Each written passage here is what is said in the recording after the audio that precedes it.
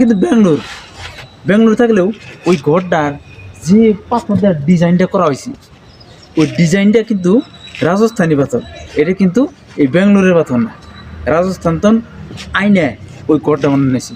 আর উপরে ওই যে উপরে যে কাজটা দেখতেছেন না, কাজ ওই জায়গায় কিন্তু সুইমিং পুল আছে। সুইমিং পুল ওই জায়গায় মানে মানে গোসল করে, মানে সব কিছু ওই জায়গায় করে। এত সুন্দর ঘরটার ভিতরে আমি আপনাকে নিয়ে যাবো।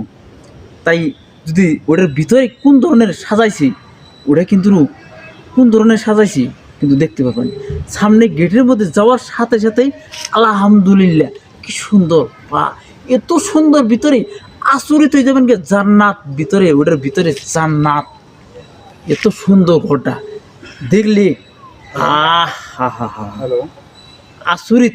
এবার ঘর আমি আজ অব্দি দেখি নাই ভিতরে যে এত সুন্দর তাজমহল ভিতরে।